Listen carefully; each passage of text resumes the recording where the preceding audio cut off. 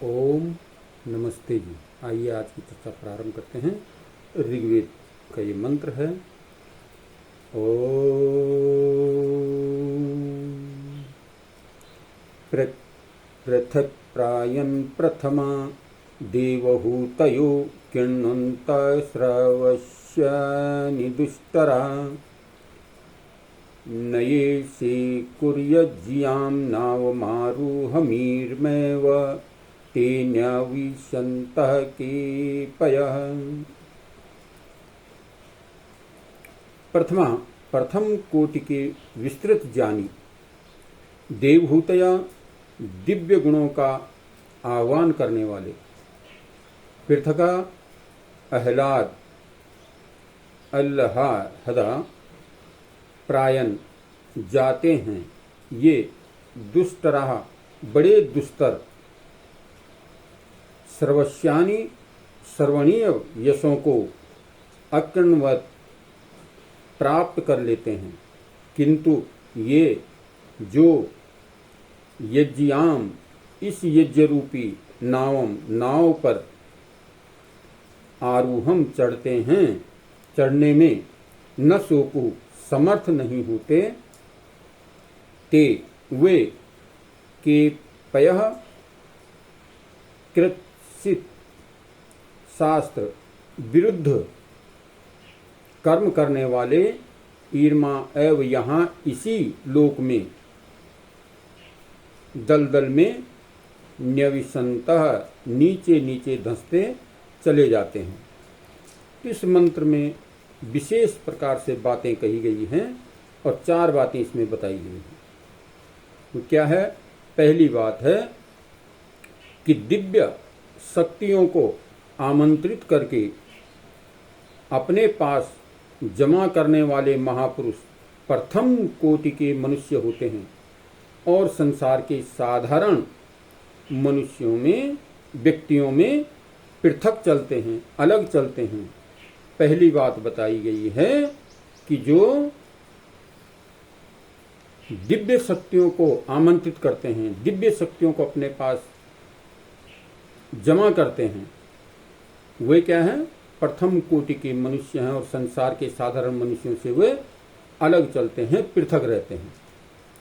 तो यहां पर चर्चा की गई है पहली बात कि मनुष्य जो है दिव्य शक्तियों को प्राप्त करके अपने जीवन को उच्च कोटि का बना लेता है और अलग चलता है। जैसे उदाहरण के तौर पर इसमें विशेष प्रकार से आप देखिए कि महर्षि दयानंद,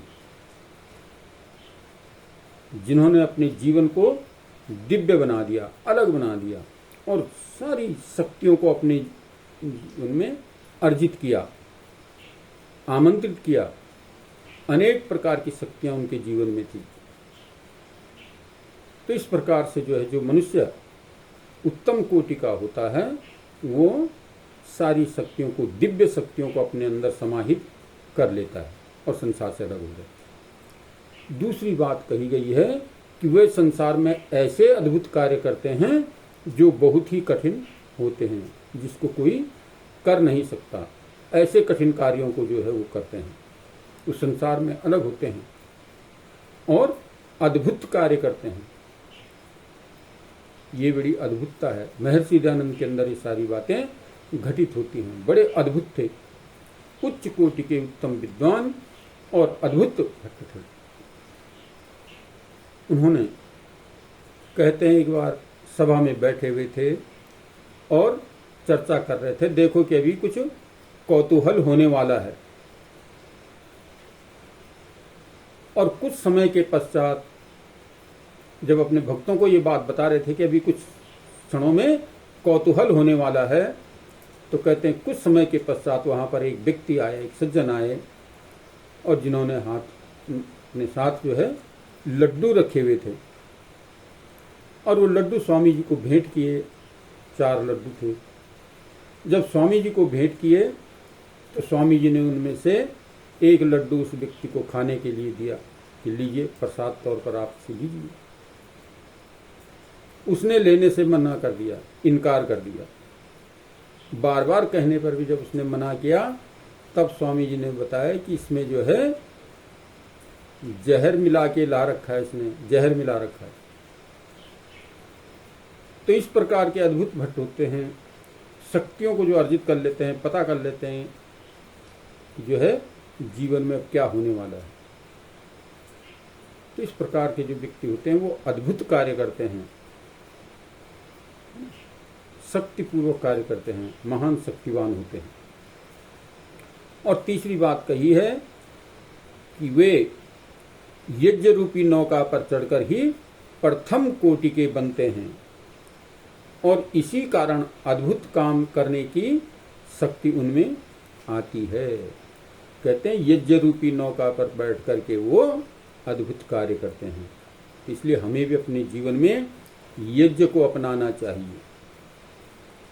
यज्ञ के द्वारा ही मनुष्य जीवन की सफलता और सार्थकता है। तो ये मंत्र में बता रहा है कि जो व्यक्ति उच्च कोटि के बनना चाहते हैं वे दिव्य शक्तियों को धारण कर लेते हैं, वे संसार में अद्भुत कार्य करते हैं और वे यज्ञ रूपी नौका पर सवार होकर ही ये कार्य करते हैं। तो इसलिए हमें यज्ञ का आश्रय लेना चाहिए, यज्ञ पर आरूढ़ होना चाहिए। और चौथी बात कही है कि जो यज्ञ रूपी नाव पर नहीं चढ़ पाते वे जिस सांसारिक दलदल में फंसे हुए हैं उसी में अधिकाधिक फंसते चले जाते हैं। और जो उस परमात्मा के चिंतन पर नहीं बैठता, परमात्मा की भक्ति को नहीं पार कर पाता, यज्ञ नहीं करता, संध्या नहीं करता, परमात्मा के भजन नहीं करता, परमात्मा की प्राप्ति के लिए प्रयत्न नहीं करता, वो कहते हैं इस संसार के इस दलदल में ही फंसा रह जाता है। जैसे साधारण मनुष्य फंसे रहते हैं, वो प्रकृति मोह में ही फंस करके अपने जीवन को जो है बर्बाद कर देते हैं।